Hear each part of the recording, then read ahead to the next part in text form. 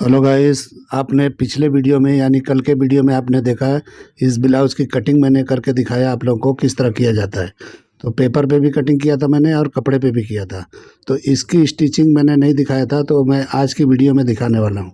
तो आप पूरा वीडियो देखिए कि किस तरह का मैंने स्टिचिंग किया है। और ये वीडियो देखिए, मैंने जो अभी डाला है ये स्टिचिंग किया है मैंने। तो आपने जो इमेज देखा पहले वो मेरा बनाया हुआ नहीं था, मैंने वो किसी क्लाइंट ने मुझे दिया था, तो उनके हिसाब से मैंने अपने तरीके से बनाया है। तो देखिए थोड़ा चेंजिंग के साथ है, लेकिन फिटिंग देखिए किस तरह का है। हालांकि ये डमी के हिसाब से मैंने नहीं बनाया है मैंने कस्टमर के हिसाब से, लेकिन डमी में फिटिंग देखो किस तरह का है। तो देखिए मैंने सब जगह से दिखाया, कहीं भी 1% भी लूज नहीं है, हर जगह से फिटिंग बराबर आ रहा है। तो इस तरह से नेक भी चिपका हुआ है, वेस्ट भी चिपका हुआ है, और दोनों बस्ट के बीच में देखिए किस तरह से गड्ढा एकदम पड़ा हुआ है, यानी कि अच्छी तरह से शेप आया है बस्ट का। तो ये ज़रूरी होता है जब भी हम कटिंग करते हैं और बनाते हैं, तो ये सब चीज़ों का ध्यान रखना बहुत ज़रूरी होता है। तो देखिए आर्म्स वगैरह देखिए, आर्मोल देखिए, इस तरह का फिटिंग देखिए किस तरह से बैठा हुआ है। तो इस तरह का किस तरह से स्टिचिंग होता है ये आगे वीडियो में हम देखेंगे। तो आगे कंटिन्यू आप देखिए किस तरह से मैंने स्टिचिंग किया है। तो ये देखिए हुक लगाया मैंने, तो किस तरह लगाया, ज़रा भी नहीं फैलता है। बाकी लोग लगाते हैं यहाँ पे फैल जाता है। देखो मेरा वेस्ट कितना टाइट है, उसमें उंगली भी जाने का चांस नहीं है, लेकिन फिर भी नहीं फैलता है। तो ये किस तरह लगाया जाता है आप अगले इस वीडियो में आगे देखेंगे आप। ठीक है, तो इस तरह से देखिए किस तरह मैंने किया हुआ है। तो डोरी भी मैंने लगाया तो ऐसे ही शो के लिए लगाया, डोरी का भी कोई मतलब नहीं है, बिना डोरी का भी शोल्डर ये गिरता नहीं है। मैं तो शो के लिए लगाया हूँ कि ये अच्छा दिखेगा, खूबसूरत दिखेगा। तो आप देखो कहीं भी ये ब्लाउज ज़रा भी बबल नहीं हो रहा है, हर जगह से परफेक्ट है। हाँ, कपड़ा मेरा लाइनिंग थोड़ा सा रिंकल किया है, वो मैं अभी दिखाने वाला हूँ आपको कि कहीं रिंकल किया है, प्रेस मारने से थोड़ा श्रिंक हो गया है। तो मेन पार्ट में थोड़ा थोड़ा रिंकल मेरे को दिख रहा है, लेकिन ये इमेज में दिख रहा है। लाइव में आप देखेंगे तो वो भी नहीं दिखता है। अगर लाइव में अगर दिखता तो मैं इसको खोल देता, मैं नहीं चलाता हूँ, ज़रा भी रिंकल रहता है तो। लेकिन आप देखिए किस तरह का दिख रहा है, एकदम ही मैं घुमा घुमा के दिखा रहा हूँ। आप देखिए कहीं भी पिन नहीं लगा हुआ है, और ऑटोमेटिक ये हर जगह बैठा है। इसी रिंकल की मैं बात कर रहा हूँ, ये रिंकल नहीं है, वो कपड़े में प्रेस मारने से अंदर का लाइनिंग थोड़ा सा श्रिंक हो गया है। क्योंकि बटर क्रेप लाइनिंग मैंने डाला है, कॉटन का नहीं डाला है। मैं कॉटन लाइनिंग यूज़ नहीं करता हूँ, क्योंकि एक बार धुलाई होगी तो क्या श्रिंक हो जाता है, तो पूरा अल्टर हो जाता है। इसीलिए मैं कभी भी बटर क्रेप का यूज़ करता हूँ, तो इस तरीके से बराबर होता है। ठीक है, तो अभी देखिए मैंने कल के वीडियो में दिखाया इस तरह का कटिंग, तो ये कटिंग आपने देखा होगा। तो इस कटिंग के बाद हम स्टिचिंग करके आपको दिखाने वाले हैं। तो ये थोड़ा सा मैंने इसलिए डाल दिया ताकि आपको याद रहे कि मैंने ये कटिंग किया था, इसी कटिंग के ऊपर ये ब्लाउज बना हुआ है। तो देखिए मैंने किस तरह का कटिंग किया है। आप इस तरह से कटिंग करके जिस तरह का मैंने ब्लाउज अभी डाला है, वीडियो आपने देखा अभी ब्लाउज़ का, उस तरह से आप बना सकते हो। तो ये सेम उसी फर्मे से मैंने कटिंग करके दिखाया। तो ये देखिए उसी फर्मे से मैं कटिंग कर रहा हूँ, और उसके बाद में मैं इसका स्टिचिंग करने वाला हूँ।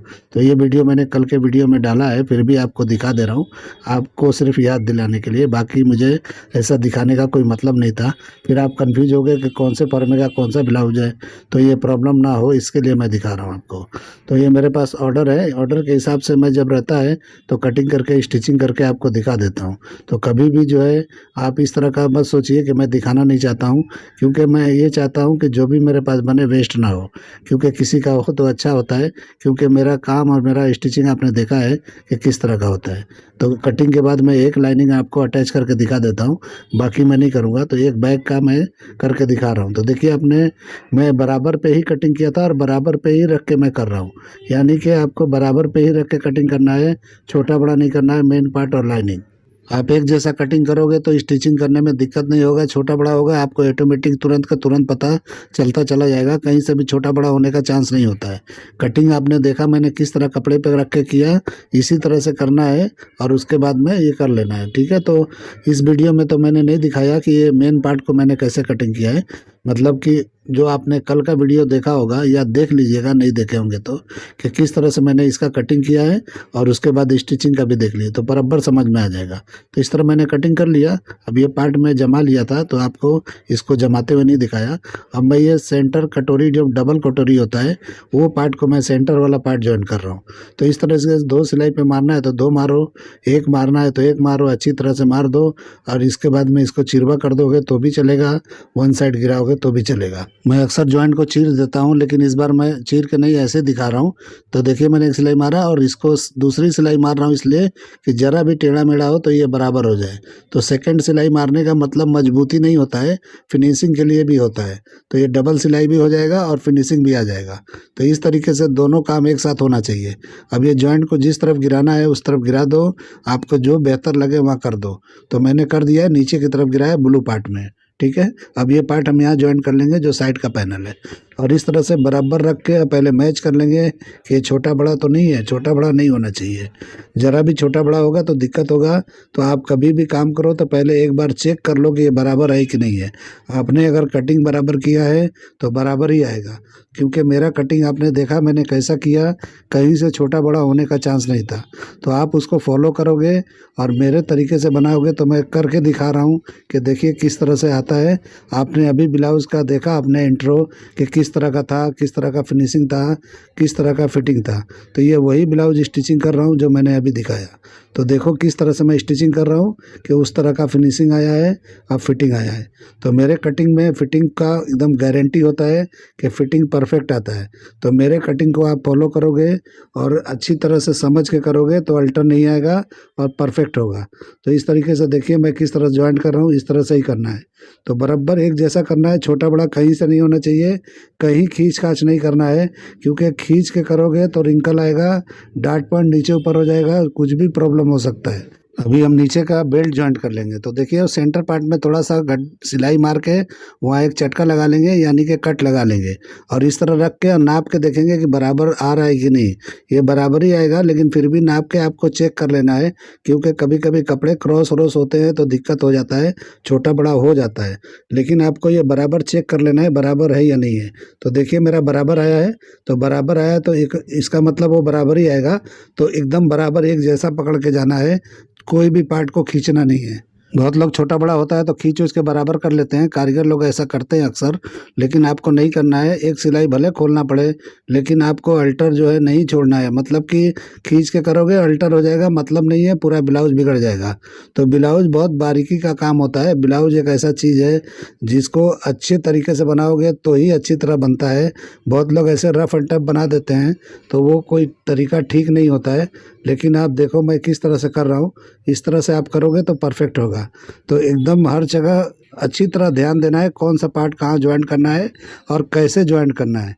तो आपको इस तरह से लेके चलना है। तो देखिए मेरा ये हो गया फ्रंट का पार्ट, और बैक को मैंने बैक में पट्टी लगा लिया था, जो आप इमेज में देखे हो। एक जो सैंपल का पीस था उसमें ब्रॉकेट लगा हुआ था, लेकिन हम थोड़ा सा चेंजिंग के साथ बनाएंगे। और शोल्डर हमको पहले ही मार लेना है। तो आपको अगर बेहतरीन फिनिशिंग करना है तो पहले ही शोल्डर मार लो आप। और लाइनिंग को भी जिस तरह मैंने ये किया है, ज्वाइंट किया है फ्रंट के पार्ट को और बैक के पार्ट को, इसी तरह हमने लाइनिंग को भी कर लिया है। यानी कि वो पलट के पूरा बनाना है हमको। इस तरह से ज्वाइंट को चीर देना है, यानी कि दोनों तरफ ज्वाइंट को इस तरह फैला देना है। तो इस तरह से नाखून मार लो या प्रेस कर लो, आपको जिस तरह करना है कर लो, लेकिन फिनिशिंग अच्छा आना चाहिए। तो आपको स्टिचिंग करने के टाइम फिनिशिंग का बहुत ध्यान देना है। फिनिशिंग पे ही सब कुछ निर्भर होता है। तो आप जो है फिटिंग का तो बाद में देखेंगे, पहले फिनिशिंग का आप देखो। तो फिनिशिंग को अच्छी तरह ध्यान रखते हुए करना है। तो जिस तरह हमने फ्रंट को जोड़ा था उसी तरह करना है। तो देखिए मैंने फ्यूजिंग लगा लिया है, यानी पेपर कैनवास है, ये बहुत बारीक होता है। तो ये थोड़ा लगा लेने से क्या होता है कि जहाँ पे हम सिलाई करते हैं वही पार्ट पे लगाना होता है, नेक पे, वेस्ट पे। तो इस दो जगह पे लगा लेंगे तो अच्छी तरह से क्या होता है कि ये साफ़ क्लीन दिखता है लाइनिंग का पार्ट। तो लाइनिंग में क्या रिंकल नहीं दिखाई देता है। तो इसलिए जो है उसके साथ साथ जो है मेन पार्ट भी अच्छा दिखाई देता है। तो कभी भी ये ज़रूर लगाना है आपको। और देखिए मैं बढ़ता हुआ ये पार्ट लगा दिया जहाँ पे आई हम बनाते हैं, पहले ही लगा लेना है ताकि हम पलटी करेंगे तो ये अंदर हो जाए। ठीक है, तो इस तरह रखना है और हमको पलट लेना है। तो मेन पार्ट को और लाइनिंग के पार्ट को, यानी दोनों बैक का पार्ट है, इस तरह रख के हम पलट देंगे। तो पहले एक सिलाई मारेंगे, बाद में हम सेकंड सिलाई भी मारेंगे, लेकिन ये पहले इसमें जमा लेना है। आप थोड़ा कम पकड़ के मार लोगे तो चलेगा, ज़्यादा पकड़ के पहले नहीं मारना है, पहले कम पकड़ते हुए ही मारते हुए जाना है। ठीक है, तो उसके बाद हम सेकंड सिलाई जब हम लगाएंगे तो फिनिशिंग के साथ लगाएंगे और उसके अंदर सिविल पट्टी भी लगाएंगे। सिविल पट्टी मतलब डबल टेप आता है जो मेंस वाले यूज़ करते हैं शेरवानी कोट वगैरह में, वो पट्टी लगाएंगे तो क्या होगा कि हमको जो है फिनिशिंग अच्छा आएगा। तो आपने ब्लाउज जो देखा नेक वगैरह किस तरह से क्लीन था, वो इसी वजह से था ताकि अच्छी तरह से क्लीन हो जाए, चिपक के बैठा रहे। ठीक है, तो ये सब बहुत ज़रूरी होता है। आप अगर फिनिशिंग काम करना चाहते हो तो आप एक एक चीज़ को, पॉइंट को नोटिस करो किस तरह किया जाता है। तो ऐसा ज़रूरी नहीं है आप कैसा भी बना के पहन सकते हो, उसका वो नहीं है, लेकिन बढ़िया से बढ़िया काम करने की कोशिश करना चाहिए हर आदमी को। तो बढ़िया काम का ही इज्जत होता है और उसको ही बनाने में मज़ा आता है। तो आप ऐसा काम करो ताकि आपको भी अच्छा लगे और जिसके लिए बना रहे हो उसको भी अच्छा लगे। अच्छी कारीगरी सबको पसंद आती है, तो अच्छी कारीगरी करना सीखो आप लोग। अगर अच्छा कटिंग करना जानते हो तो अच्छा स्टिचिंग भी मुझसे सीखो किस तरह मैं करता हूँ। तो स्टिचिंग भी मेरा जो है सबसे हटके होता है, ऐसा नहीं है कि सबके जैसा ही है, मुझे लगता है ये भी अलग ही है। मैं बता नहीं सकता लेकिन मुझे ऐसा आइडिया लगता है, क्योंकि मैं कहीं किसी का स्टिचिंग भी नहीं देखा हूँ, किसी का काम भी नहीं देखा हूँ। मैं अपने ही अंदाज में अपने तरीके से करता हूँ। तो ये देखिए, ये सिविल पट्टी में लगा रहा हूँ, ये सेकंड सिलाई मैं मारने जा रहा हूँ। तो ये सेकंड सिलाई जब हम मारेंगे तो इस पे सिविल पट्टी भी लगाते जाना है और फिनिशिंग का भी मारते जाना है।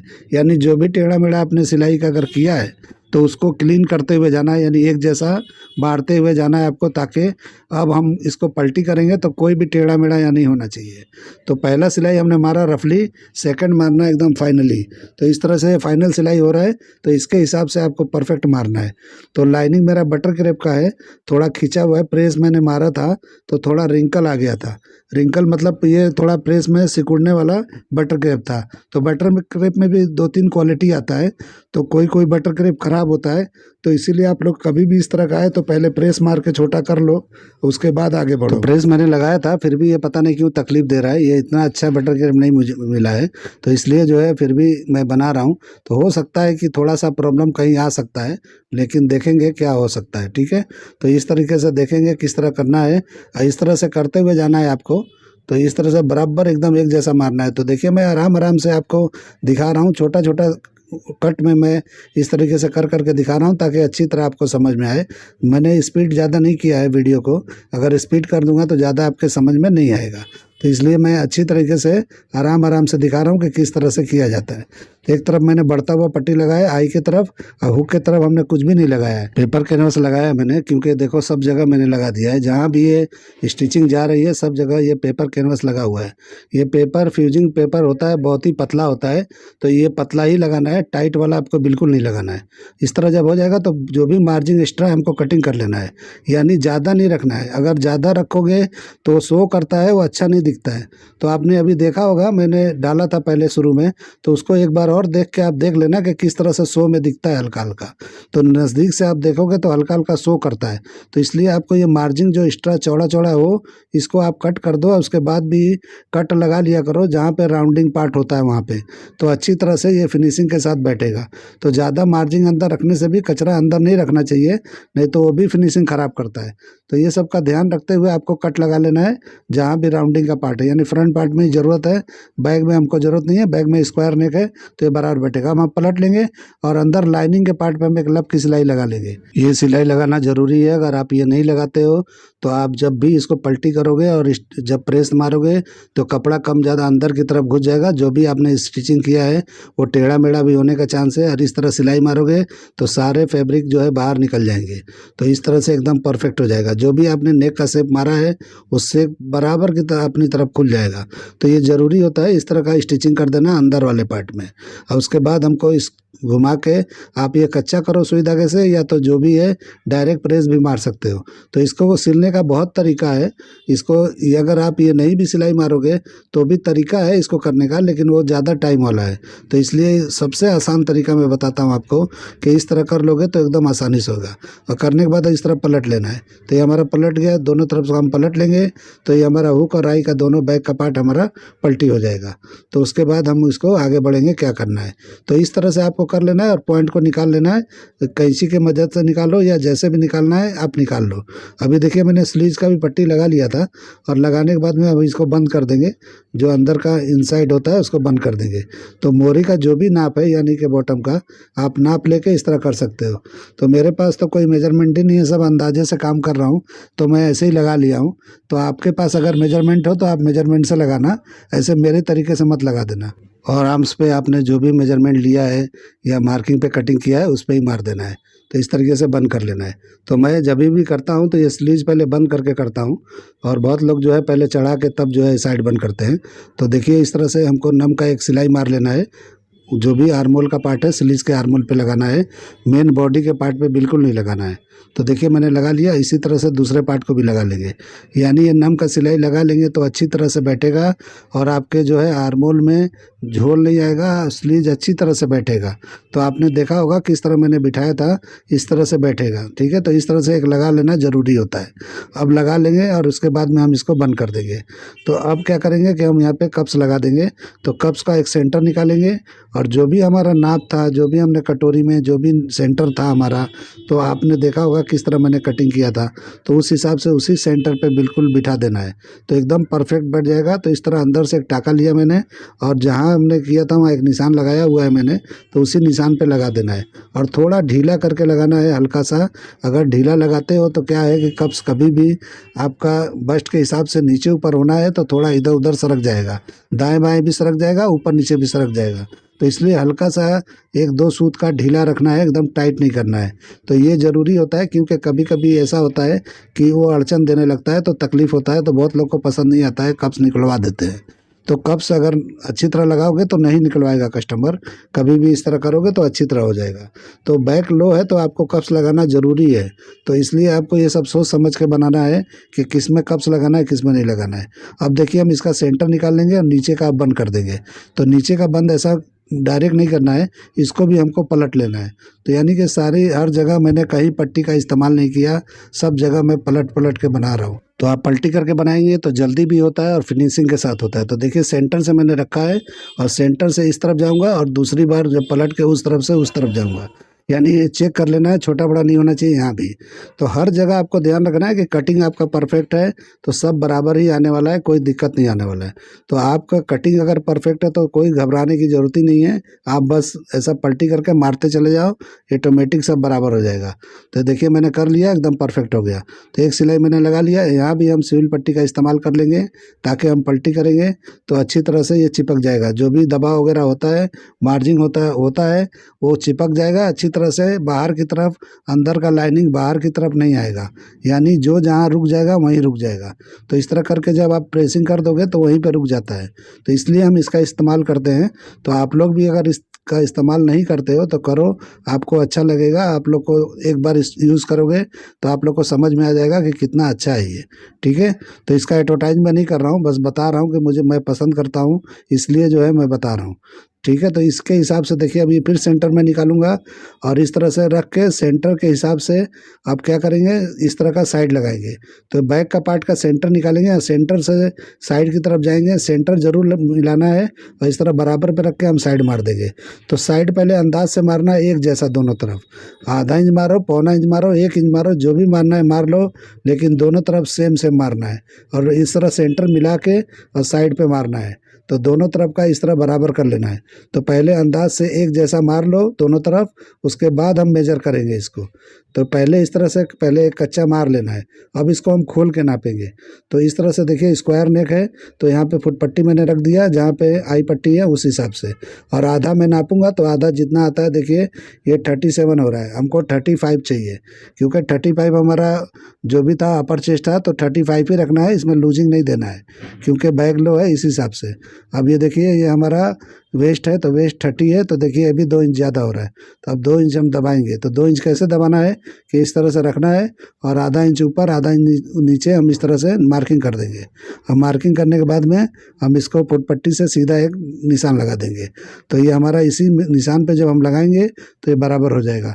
तो इसलिए हमको इस तरह ही करना है। तो देखिए मैं आधा इंच ही लगा रहा हूँ, सेंटर से लगा रहा हूँ ताकि ये बराबर दिखाई दे। अगर आगे से लगाते हैं तो क्या है कि कम ज़्यादा हो जाता है कभी कभी, तो इसलिए बीच वाले से नापेंगे तो अच्छी तरह आता है। देखिए मार्जिन भी भरपूर निकला है। तो इस तरह कर लेंगे। अब हमको परफेक्ट पक्की यानी कि एकदम फाइनल सिलाई मार देना है।